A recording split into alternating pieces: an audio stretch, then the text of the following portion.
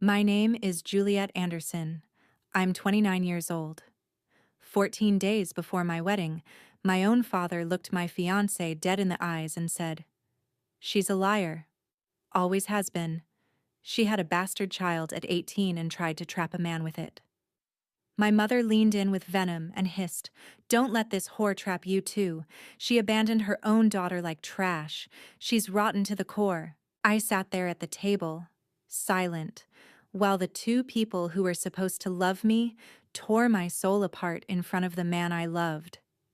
I didn't defend myself. I didn't cry. I didn't run.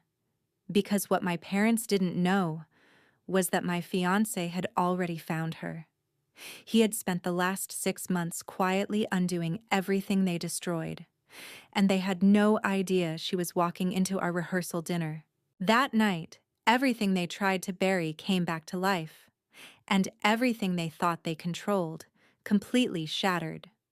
Before I go any further, if this story is already hitting you in the chest, please take a second to like and subscribe, and drop your location plus local time in the comments below. I love knowing where in the world you're listening from right now. I'm Juliet. This is the story of how my own parents tried to destroy my life, and how the daughter they forced me to give away came back to save it. Now, let's go back 3 years earlier to a hospital corridor when I saw him again for the first time in 8 years. December 20th, 2024. Ben proposed on the rooftop of his Cambridge apartment. It was freezing. The Charles River looked like glass under the city lights. He'd set up candles in mason jars because he knew I'd think it was cheesy and love it anyway. When he got down on one knee, he said, "I lost 8 years with you. I don't want to lose 8 more days." I said yes before he finished the sentence. The ring was a vintage sapphire, his grandmother's. She died when he was 12. He told me once that she was the only person in his family who understood him. "Family heirloom for the family we're building," he said. I should have known my parents would find a way to poison it. We set the wedding for March 29th, 2026.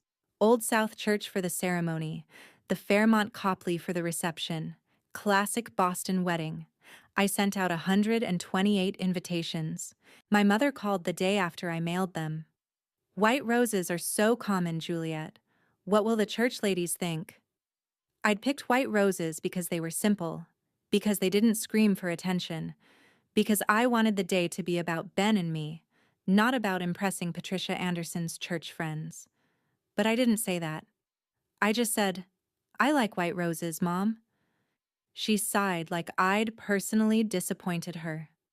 "Well, it's your wedding," that phrase. "It's your wedding." She made it sound like a threat. Ben's family was different. His parents drove down from Vermont the week after we got engaged. His mother cried and hugged me for a full minute. His father shook Ben's hand and said, "You picked a good one, son." His sister Carolyn pulled me aside in the kitchen and said, "I'm so glad he found you again. He was lost without you." I didn't know what to say to that, because I'd been lost too. I handled most of the wedding planning alone. My mother offered to help, then criticized every choice. The venue was too modern, the menu was too simple, the invitations were too plain. I kept a seating chart on my desk. I must have revised it 20 times. Every version, I moved my parents' table farther from the head table. Final version, table 8. Near the exit. I told myself it was just wedding stress. Normal mother-daughter tension. I was wrong. Early March, my best friend Claire cornered me in the hospital break room. Claire's a nurse too. Pediatrics. She's known me since nursing school. She knows everything. She set down her coffee and said, "Your mom's been asking weird questions about you." "What kind of questions?" "How long have you and Ben been together? Have you dated much since nursing school? Does Ben know your history?" My stomach dropped. She said that? The history part? Not in those words, but she was fishing, Jules. Hard. I stared at my lukewarm tea. "She doesn't know about Lily." She can't. Claire's expression said otherwise. Maybe you should tell her before she finds out another way. There's nothing to find. Closed adoption means closed. No one knows where Lily is. Not even me. I believed that when I said it. 2 days later, my phone rang. It was my mother. "We need to talk about the wedding," she said. Her voice had that sugar-coated edge. "And about Benjamin." "What about him?" "We barely know him, sweetheart. Why don't you both come to dinner? Saturday, 6 o'clock. I'm making pot roast." It wasn't a request. It was a command wrapped in pleasantries. I almost said no. But refusing would have caused a scene. A guilt trip. Weeks of passive-aggressive comments. So I said yes. Ben was grocery shopping when she called. When he got back, I told him about the dinner invitation. His face didn't change. He just put his hand on my shoulder and said, "We'll go together." I hung up with a feeling I couldn't name. It felt like walking toward a trap I could see but couldn't avoid. Ben said we'd face it together. He had no idea what my parents were planning, but honestly, neither did they. A word about Grace Community Church. It's not what you'd expect when you hear New England church family drama. Grace isn't fire and brimstone evangelical. It's Episcopal. Progressive liturgy. Rainbow flags out front. Refugee sponsorship programs. The kind of place that believes in compassion over judgment, questions over certainty. My parents are relics. Old guard members who've been there 40 years, back when the church was more conservative. They stayed because of inertia, not because they agreed with the current direction. Most of the congregation now is young families, social workers, teachers, people who choose grace over shame. That distinction would matter later. Because when my parents tried to weaponize church opinion against me, they'd forget. This wasn't their church anymore. To understand what happened at that dinner, you need to understand what they were trying to protect. What they'd been hiding for 8 years. Fall 2013. I was 16, a junior at St. Catherine's. Ben was 18, a senior. We met in the library. He was sketching building designs for his architecture portfolio. I was supposed to be studying for calculus. I asked what he was drawing. He showed me. A house with wraparound porch, big windows, trees. "Future project," he said. "College assignment?" "No, someday project, when I have a family." He gave me that sketch on my 17th birthday. I still have it. It's in a box in my closet, folded along the same creases from when I used to carry it everywhere. We dated for 2 years. He went to MIT for architecture. I was planning on pre-med at Boston College. My mother tolerated the relationship. Barely. "He's too old for you, Juliet." 2 years isn't that much. But to her, it was proof I was making bad decisions. We were careful. We thought we were. December 2016, I was 18, freshman year at BC. I missed my period. I took the test alone in my dorm bathroom. 2 lines. Positive. I stared at it for 20 minutes. I should have told Ben first. But I was scared. And stupid. And I thought my mother would help me figure it out. So I drove home that weekend and told her. I was crying. I said, "Mom, I'm pregnant.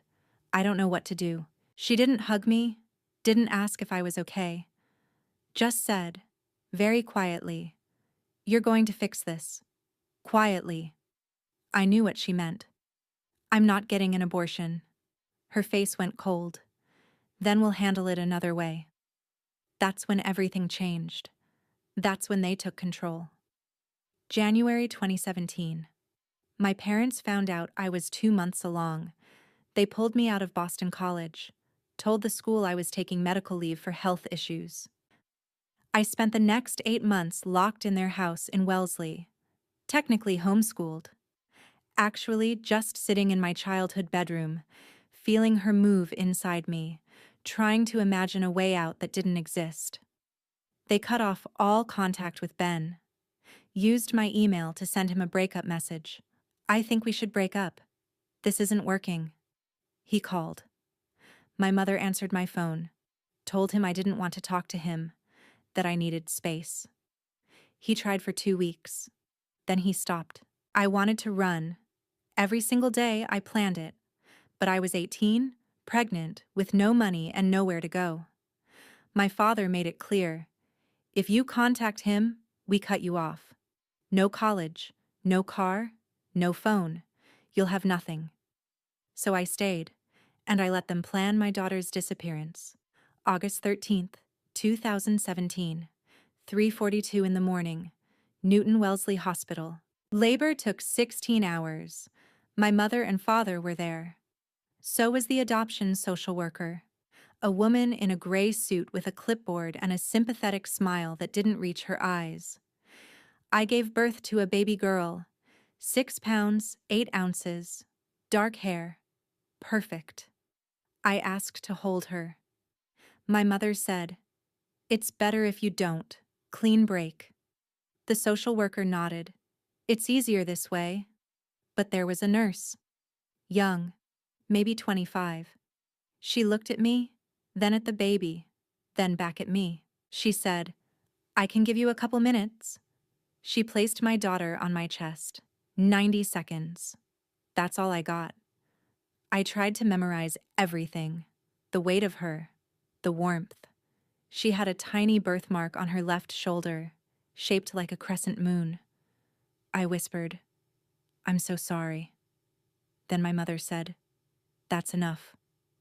The nurse took her away. I was sobbing. Couldn't stop. Couldn't breathe. I asked, "What's her name?" "Please just tell me her name." The social worker said, "The adoptive family will name her." They offered me something to help me sleep. A sedative. I was so broken I said yes. When I woke up 6 hours later, she was already gone. In someone else's arms. In someone else's home. With someone else's name. And I didn't even get to say goodbye. August 14th, 2017. I signed the relinquishment papers. Closed adoption. No contact, no information, no updates. Ever. My mother stood over me while I signed. "You'll thank us when you're older," she said. I went home, locked myself in my room for 3 weeks. Depression hit like a freight train. I couldn't eat, couldn't sleep, couldn't think about anything except those 90 seconds. My parents acted like it never happened. My mother converted the nursery we'd set up into a guest room within a week. "No point dwelling," she said. I started therapy in October 2017. My therapist was kind, patient. She told me, "You experienced a traumatic loss. Grief doesn't have a timeline." I said, "But I chose this, didn't I?" She looked at me for a long time. Then she said, "Did you?" Every August 13th for the next 8 years, I called in sick to work, stayed in bed, counted the hours since I'd last held her, which was 90 seconds. My parents never asked why I was sick on August 13th every year. They knew. And on year 8, the day I thought would destroy me like all the others, Ben walked back into my life. I switched to nursing school in 2018, Simmons University. I couldn't save my daughter. Maybe I could save someone else's. Graduated in May 2021. Started at Children's Hospital Boston a month later. Pediatric unit. Every baby I held was a reminder. My therapist said that was either self-punishment or an attempt at healing. Maybe both. I kept minimal contact with my parents, holidays only, surface-level conversation. We never talked about what happened. But I thought about her every day. I built a life that looked normal from the outside. Job, apartment in Cambridge, friends, therapy. I even dated a few times. Nothing serious, but every August 13th, I disappeared. The ritual was always the same. I'd drive to the Newton Wellesley Hospital parking lot. Park in the same spot where my parents parked that night. And I'd sit there. I'd count the years. First birthday, second, fifth. I'd wonder, what does she look like? Does she know she's adopted? Does she think about me? August 13th, 2022. I sat in that parking lot and whispered, "You're 5 today. Do you like kindergarten? Do you have my eyes?" No one answered. Claire asked me once why I didn't try to find her. I said, "Closed adoption means she doesn't want to be found." I was wrong about that too. In my apartment, I kept a small box in the back of my closet.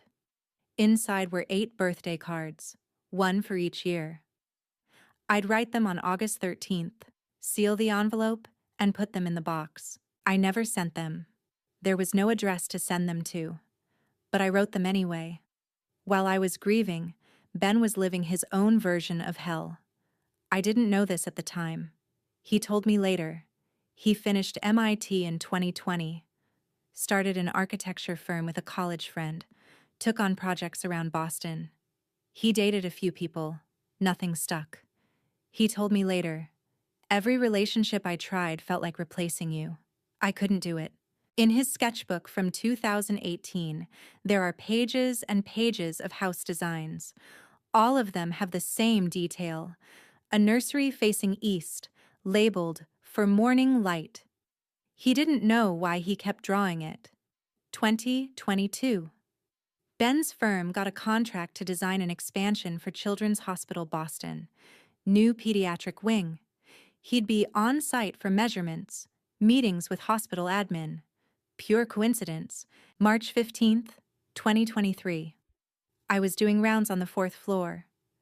An administrator walked in with an architect to measure the space for the expansion. The architect turned around, and I saw him. 8 years. He looked older, sharper, but it was him. We made eye contact. Time stopped. The administrator said, "Juliet Anderson, this is Benjamin Foster from Foster and Holmes Architecture." "Benjamin, this is Juliet, one of our pediatric nurses." Ben said, "Actually, we know each other." I couldn't speak. He asked, "Coffee? Please?" An hour later, we were sitting in the hospital cafeteria.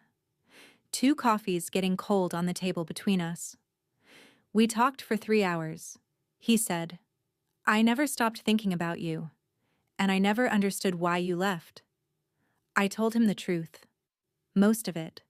I told him my parents forced us apart, that I was pregnant when they separated us, that I had a daughter, born August 2017, given up for adoption. What I didn't tell him, what I genuinely believed, was that the baby was his.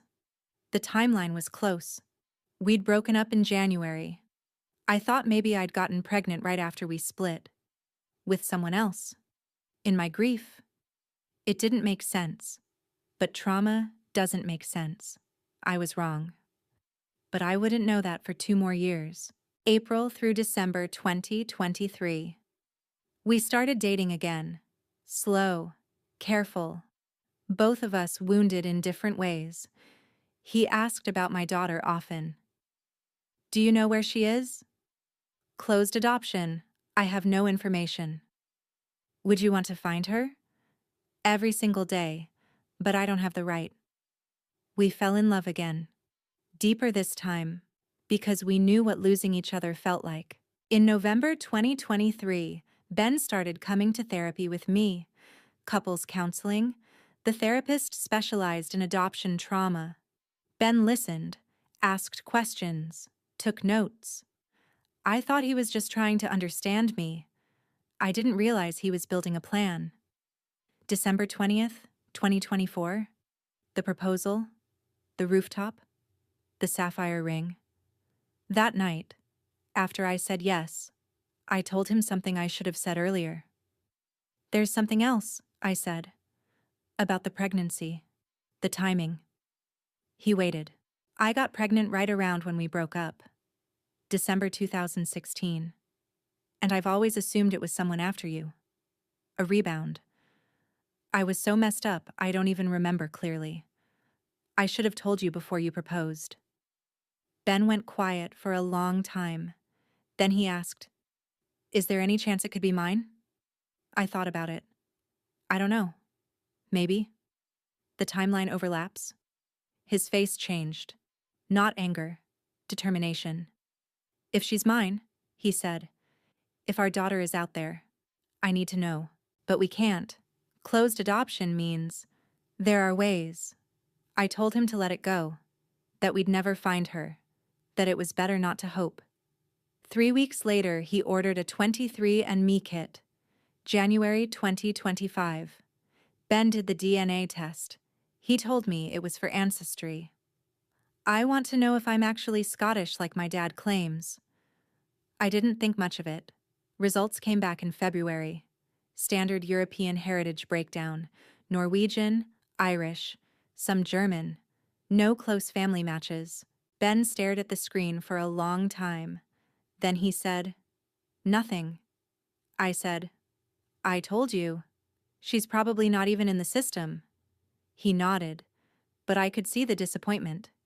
What I didn't know was that DNA databases update constantly. When new people join, they're matched against everyone already in the system. And 6 months later, everything changed. August 2025. A couple in Brookline, Jennifer and Michael Walsh, were having a conversation about their 8-year-old daughter. Jennifer's a pediatrician. Michael's a high school history teacher. They'd adopted their daughter as a newborn. Always been open with her about it. At her last checkup, the doctor asked about family cardiac history. Jennifer said, "Unknown. She's adopted." The doctor nodded. "You might consider a genetic test, just for medical records." That evening, Jennifer mentioned it to Michael. Dr. Chen asked about cardiac history again. "I hate saying unknown." Michael said, "What about one of those DNA tests? 23andMe? Worst case, we learn her ancestry. Best case, we get some medical data." They ordered the kit in late August. Lily, that's her name, thought it was fun. She spit in the tube, mailed it off, forgot about it. September 3rd, 2025. The results came back. The system immediately flagged a match. Close family match. Benjamin Foster. Relationship. Possible father. Jennifer and Michael stared at the screen. The name meant nothing to them. But the age, 31, and location, Massachusetts, matched the timeline. They realized this might be Lily's biological father. At the exact same time, on the other side of Boston, Ben's phone buzzed. New email from 23 and me. "You have a new close family match." He opened the app. Match level, close family, possible daughter. Name, Lily W. Parent managed account. Age, 8. Location, Massachusetts. Ben told me later. I stared at that notification for an hour. Lily, born August 2017, Massachusetts. It had to be her. It had to be our daughter. But he didn't tell me immediately. He needed to be absolutely sure. Because raising my hope and being wrong would destroy me.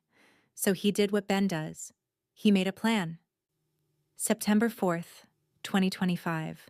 Ben hired a private investigator. The PI was a former Boston police detective who specialized in adoption reunions. Discreet, professional. Knew how to use public records without crossing legal lines. Ben gave him the information from 23 and me, Lily W., age 8, Massachusetts.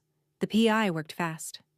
Property records in Brookline showed a Jennifer Walsh, age 43, pediatrician, and Michael Walsh, age 45, high school teacher. Dependent child, female, age 8. School enrollment records in Massachusetts are public. Cross-reference with the address. Lily Walsh, 3rd grade, Brookline Elementary. The school website had class photos posted from the previous year. 2nd grade. Front row, 3rd from the left. Purple shirt, dark curls, gap-toothed smile. The PI sent Ben the report. 23 pages. The photo was on page 1. Ben told me later. The photo showed a little girl with dark curls and my smile and your eyes, and I knew, beyond any doubt, she was ours. The question was, what now? September 21st, 2025. Ben sat me down in his apartment. Serious face.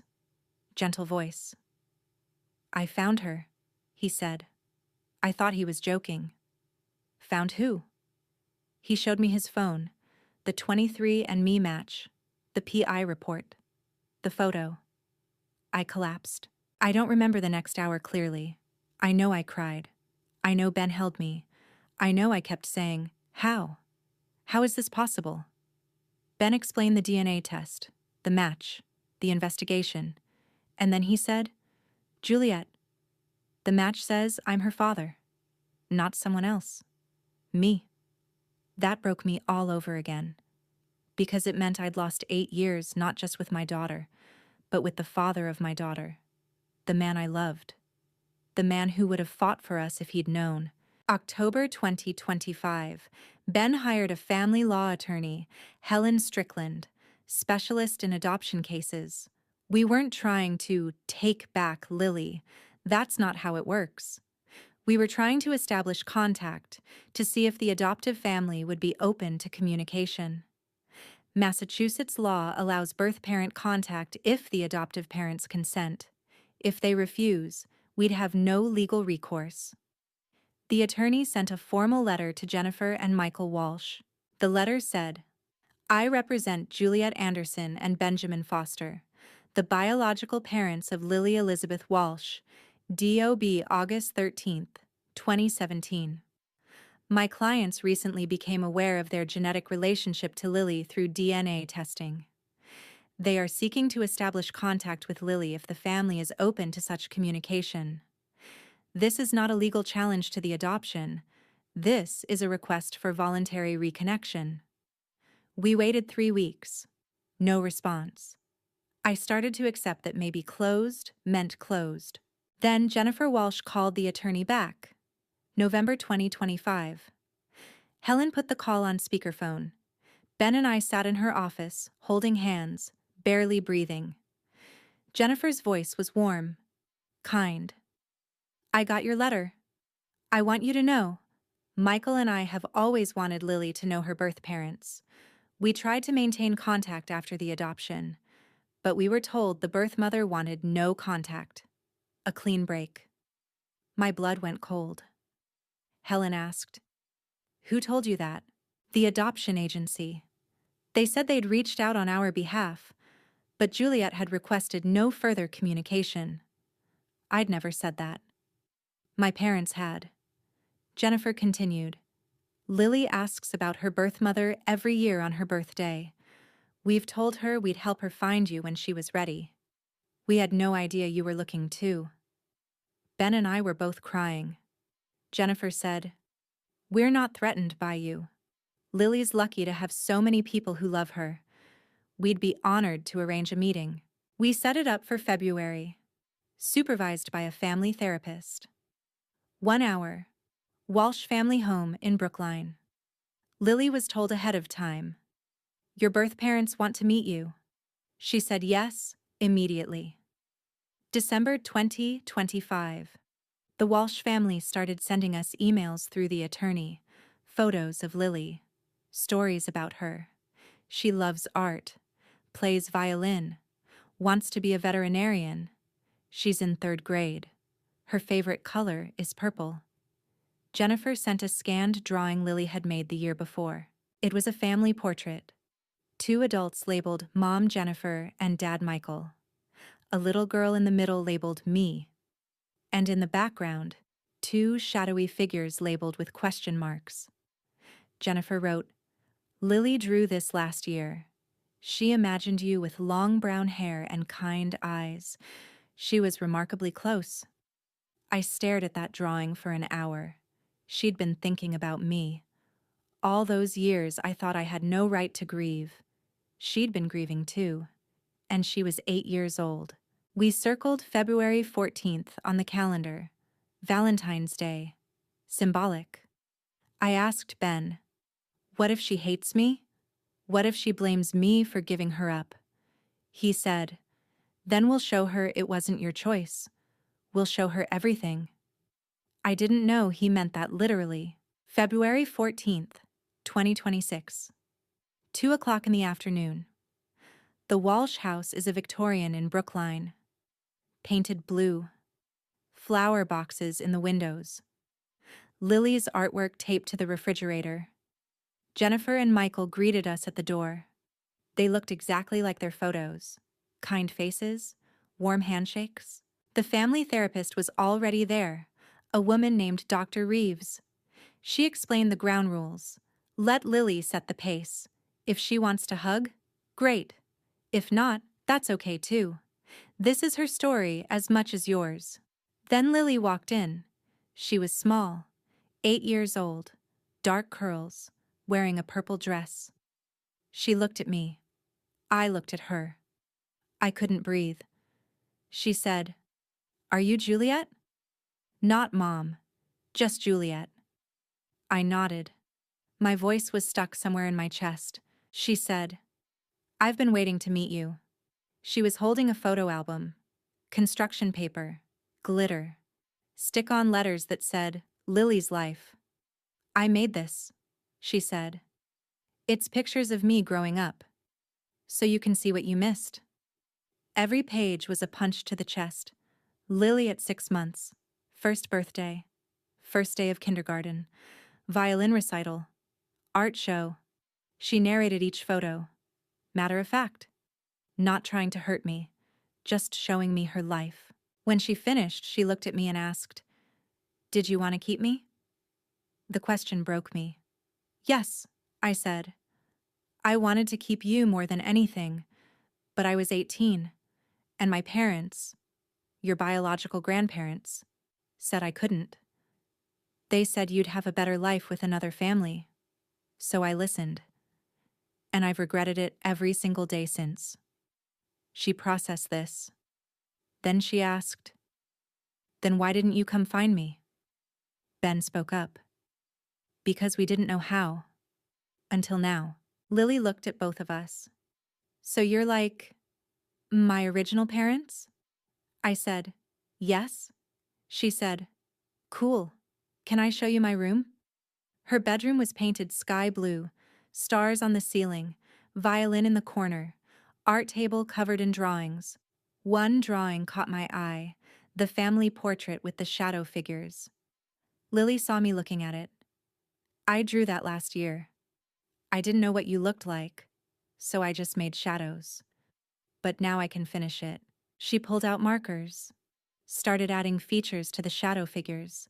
She drew me with long brown hair, a smile. She drew Ben tall, with glasses even though he doesn't wear them. She labeled us Juliet and Ben, not Mom and Dad, just our names. And that was okay, because we hadn't earned those titles yet. After Lily went to practice violin in the next room, Jennifer and Michael sat down with us. Jennifer said, "We're not threatened by you. Lily's lucky to have 4 parents who love her." Michael said, "We've always believed adoption doesn't mean someone didn't want you. It means more people love you." We agreed to a plan: weekly visits, gradual integration, build the relationship slowly. Before we left, Lily made us pinky promise to come back next week. Driving home, I felt lighter than I had in 8 years. We'd found her. She was healthy, happy, loved. We were building something. And then I remembered. My parents still had no idea. And our wedding was 6 weeks away. We visited Lily 3 times before everything fell apart. February 21st, February 28th, March 7th.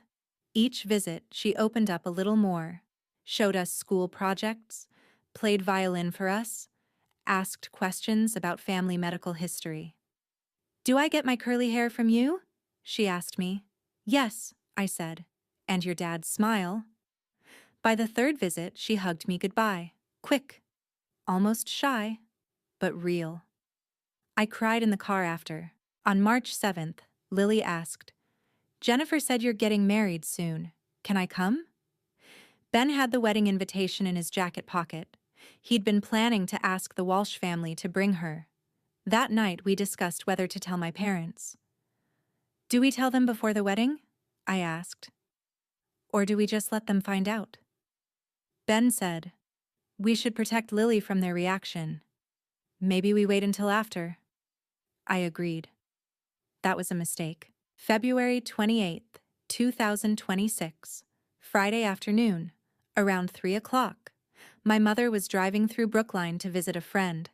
She stopped at a red light, and she saw him, Ben, walking with a little girl, holding her hand. My mother's heart stopped.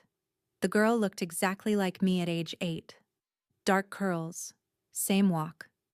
Patricia followed them, watched Ben drop the girl off at a house on Stedman Street. She wrote down the address, spent the next 24 hours doing research, property records, social media, adoption registries. By Saturday morning, she knew everything. March 1st, 2026, 9 in the morning. My apartment. Ben was out grocery shopping. Someone knocked on my door. Loud, insistent. I opened it. My parents. They pushed past me into the apartment. My mother said, "We need to talk about the child." "What child?" "Don't lie to us, Juliet. We saw Benjamin with her." My father said, "You found her, after we explicitly told you the adoption was final." I said, "You told me a lot of things that weren't true." My mother's face went red. "We gave you a chance to move on with your life, and this is how you repay us? By dragging up the past right before your wedding?" I was gripping my coffee mug so hard it cracked. I didn't notice until later. I said, "Get out." They didn't move. My mother said, "If you don't end this immediately, we'll tell Benjamin the truth about you. He already knows." She laughed. Actually laughed. "Does he know you have no idea who the father is?" The lie came so easily to her. I said, "Ben is the father. 23 and me proved it." Her face went white. My father said, "Even if that's true, and I doubt it, that child is gone. Legally adopted. You have no claim." I said, "We're not trying to take her. We're trying to be part of her life. Something you prevented for 8 years." My mother's voice shook. "If you pursue this, you'll destroy your relationship with us." I said, "Good." They left. But I knew it wasn't over. March 1st through March 13th, 2 weeks of hell. My parents tried everything. Threats. "We'll tell the church you're harassing the adoptive family." Guilt. "After everything we've done for you." Bribery.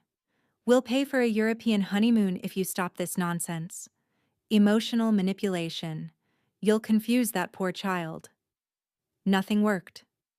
I blocked their number on March 13th. That's when they decided to go nuclear. They'd tell Ben. Assume he didn't know. He'd leave me. Wedding canceled. Problem solved. March 12th. The last phone call before I blocked them. My mother said, "If you won't listen to reason, then Benjamin deserves to know the truth about who he's marrying." I said, "He knows everything. Unlike you, we believe in honesty." March 8th. A formal dinner invitation arrived in the mail. It had been sent 3 weeks earlier, before the blow-up. Patricia and George had planned this intervention dinner before they even knew about the Lily reunion. Now it was their stage. I knew it was a trap, but refusing would cause an even bigger scene. Ben said, "Let them try. I've got everything documented." I asked, "What if they have some proof I don't know about? Some lie I can't disprove?" He opened a folder on his phone, labeled Lily. Inside, 23andMe results, emails with the Walsh family, therapist notes, photos with Lily, legal timeline, everything. "Then we'll disprove it together," he said. March 14th arrived, 14 days before the wedding. We drove to my parents' house in Wellesley. Ben brought his phone. I brought my engagement ring, because I wasn't sure I'd still be wearing it by the end of the night. March 14th, 2026, 5:55 p.m. The Anderson house is a large colonial, immaculate lawn. Church directories stacked on the side table in the foyer. My mother greeted us at the door. Too sweet. All smiles. Benjamin, you look so handsome. Juliet so lucky. The translation was clear. You could do better. The dining room was set formally. Good china. Pot roast in the center of the table, exactly as promised. There were 4 place settings. I asked, "Who else is coming?" My mother said, "Just family." The 4th chair stayed empty. I thought it was decorative, symbolic of something. It wasn't. We sat down. My father said grace. It was long, pointed, about honesty and truth in marriage. Then my mother served the pot roast. And then, as I was lifting my fork to take the first bite, my father looked at Ben and said, "There's something you need to know about Juliet before you marry her." Pause. Juliet had a baby, 8 years ago. She gave it up for adoption and never told you. Ben set down his fork. Very calmly he said, "I know." My mother blinked, thrown. "You know?" "Yes. Juliet told me over a year ago." My father recovered quickly. His voice got louder, sharper. "Did she tell you she has no idea who the father is? That she was running around with multiple men after you broke up? And the pregnancy could have been anyone's?" I started to stand. "That's not—" My mother cut me off. Sharp. Cold. "Sit. Down, Juliet. The adults are talking." I sat. I stayed silent. My hands were clenched under the table. Ben's hand covered mine. My father continued. "She tried to trap some other man with that bastard baby. When he refused to marry her, she gave it away like garbage." Ben set down his fork. He looked my father in the eye and said very calmly, "Actually, I know exactly who the father is." Pause. "And your daughter isn't a liar. You are." The room went silent. My father said, "What are you talking about?" Ben said, "I'm the father. 23 and me confirmed it 6 months ago." My mother's face went white. My father said, "That's impossible. The timeline." Ben interrupted. "August 2017. Juliet and I were together in December 2016. You separated us in January 2017 when she was 2 months pregnant. You forced a closed adoption to hide your shame. Should I continue?" My mother's voice shook.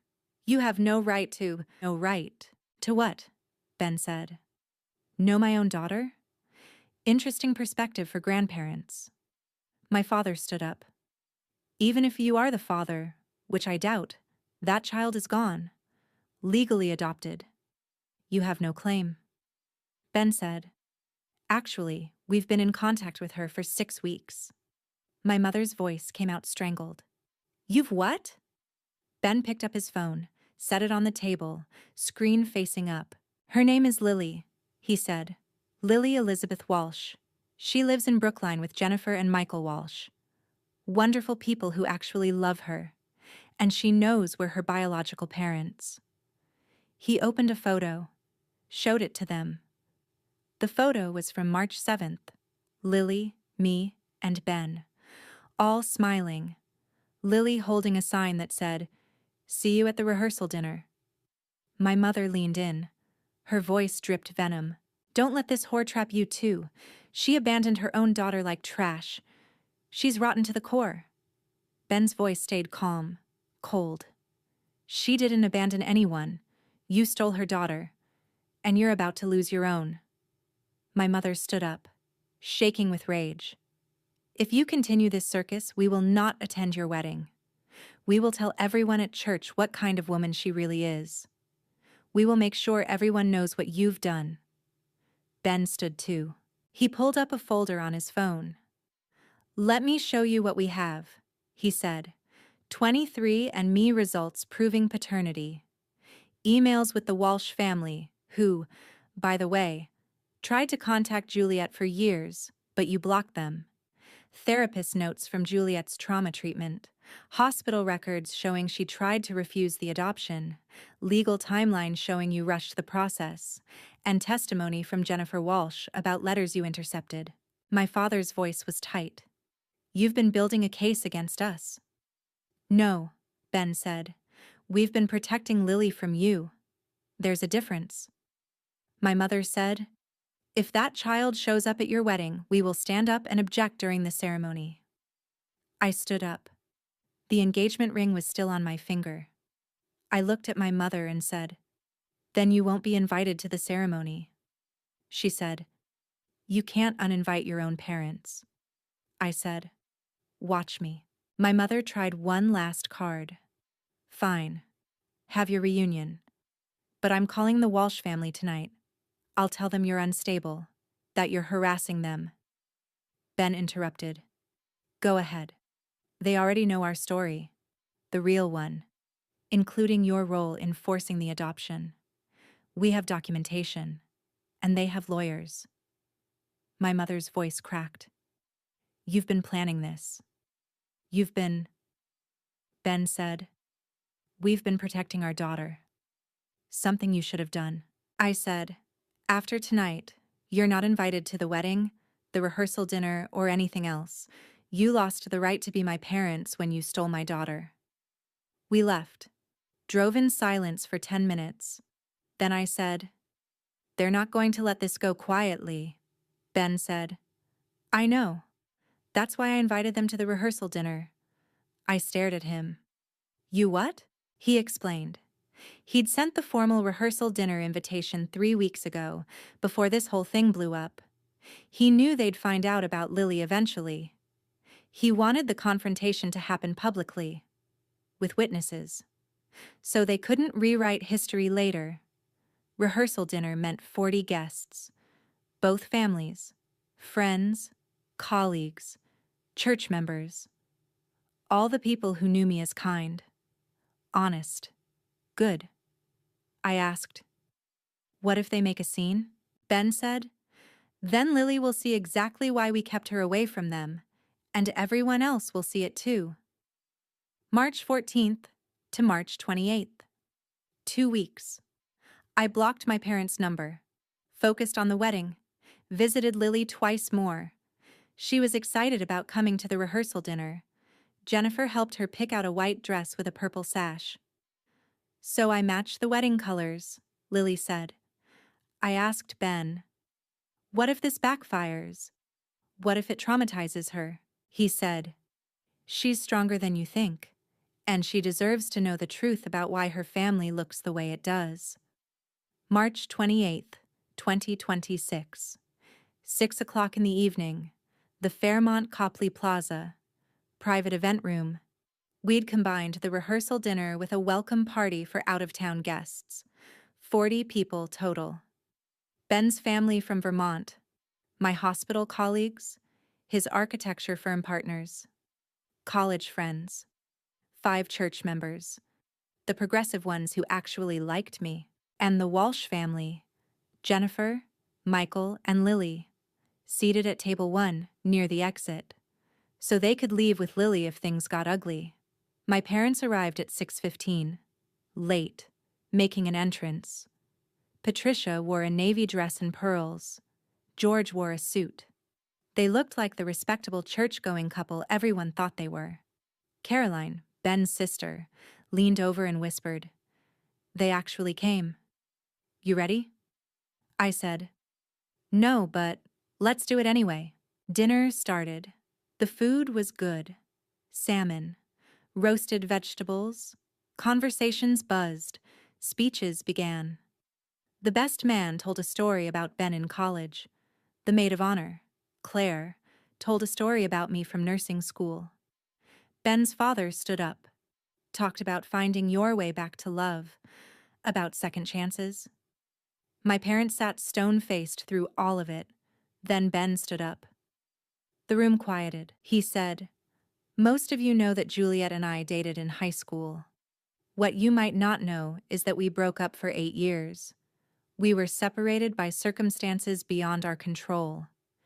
Family issues, miscommunication, bad timing. His eyes flicked to my parents. But 3 years ago, we found each other again. And this time, nothing was going to keep us apart. He looked at me. Juliet is the strongest person I've ever known. She's survived things that would break most people. And she's done it with grace and kindness that still amazes me. He paused. There's someone else who wants to say hi. He gestured to the door. The door opened. Jennifer Walsh walked in, holding the hand of a little girl in a white dress with a purple sash. Lily. The room went completely silent. Lily walked toward the head table. Her eyes were on me. My mother's face went chalk white. My father half stood, then sat back down. Lily reached me, smiled. Hi, she said. I'm Lily. Then she turned to face the room. Small voice, but clear. I'm Juliet and Ben's daughter. Well, biological daughter. I have 2 moms and 2 dads. It's kinda cool.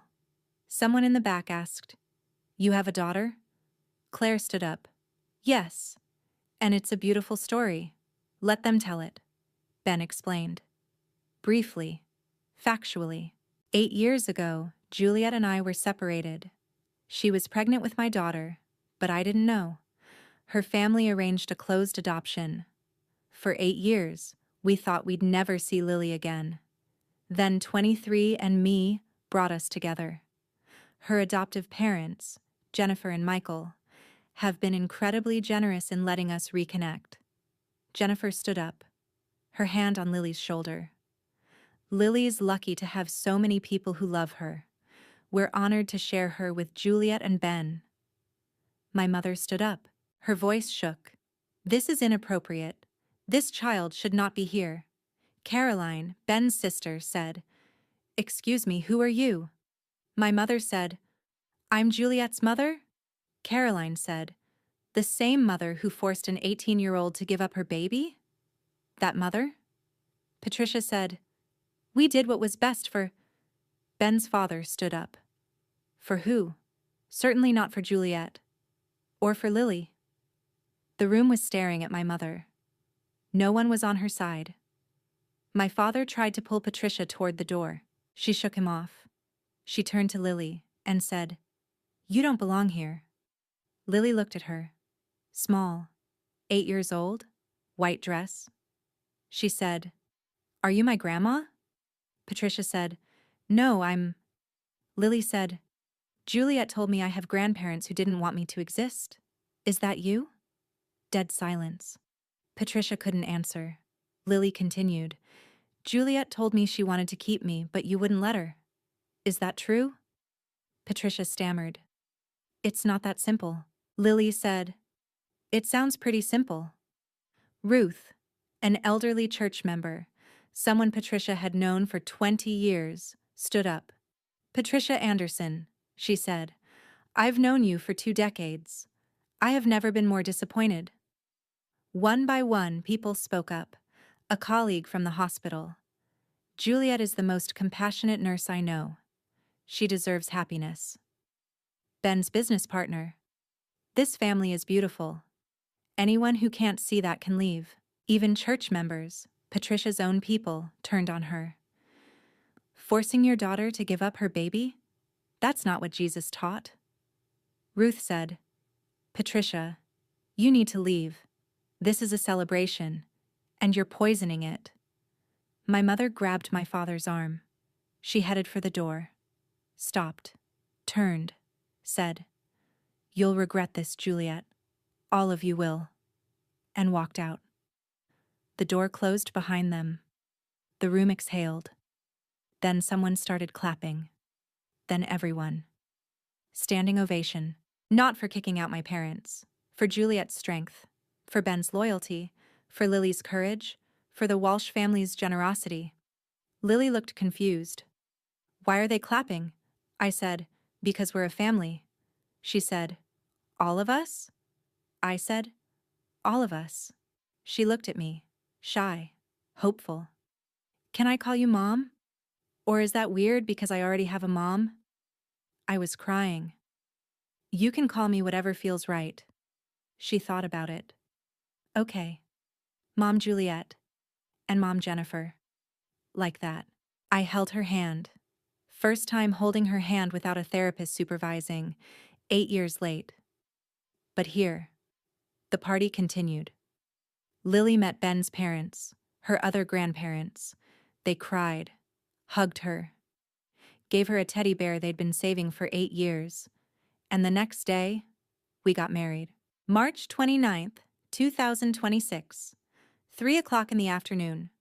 Old South Church, Boston. 128 guests. Patricia and George were not among them. Lily was the flower girl.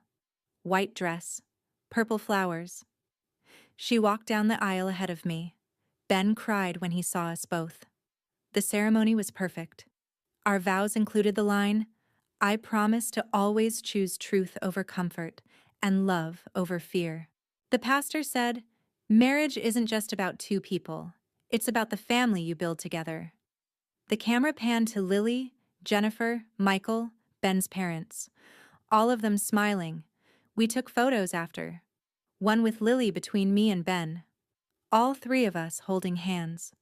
That photo sits on our mantle now, next to the hospital Polaroid from 8 years ago, the only other photo I have of her. The reception was perfect. No drama, just joy. Patricia and George didn't try to crash. They disappeared completely. At the reception, we had our first dance. Then Lily, still in her flower girl dress, asked if she could join. We pulled her onto the dance floor. The photographer caught the moment. 3 of us, holding hands in a circle, all laughing. Jennifer and Michael watched from the side, smiling, not threatened, just happy. Ben's parents were crying happy tears. 1 week after the wedding, I sent a certified letter to my parents. It was brief, clear. "I will not be in contact with you. You are not welcome in my life, my marriage, or my daughter's life. If you attempt contact, I will pursue legal options. You had 18 years to be my parents. You chose control over love. I'm choosing differently." I never got a response. I heard later, through a church friend, that they left Grace Community Church. Too many questions about that granddaughter. They couldn't spin the story anymore. I thought I'd feel guilty about cutting them off. I didn't. I felt free. Months later, I won't give you a specific date because it doesn't matter, we found a rhythm. Lily lives with the Walsh family in Brookline. That's her home, her school, her primary family. But she stays with us every Wednesday for dinner, and every other weekend. We're in family therapy, all 6 of us. Me, Ben, Jennifer, Michael, and Lily. Plus the therapist. It's working. Lily calls Jennifer and Michael Mom and Dad. She calls me and Ben Mom Jules and Dad Ben. Everyone's okay with this. Her school forms list 4 emergency contacts. Birthday parties have 4 parents. We all coordinate schedules like it's the most natural thing in the world. Lily has a bedroom at our house now, painted purple. Her choice: art table, violin. It looks exactly like her room at the Walsh house. She told a classmate once, "I have 4 parents. It's like having built-in backup." Some people ask if I regret cutting off my parents. I don't. I regret the years I spent trying to earn love from people incapable of giving it. But I don't regret fighting to get my daughter back. Some families you're born into. Some you build. And some, the ones worth everything, you fight like hell to reclaim. We did all 3. And we're not done yet.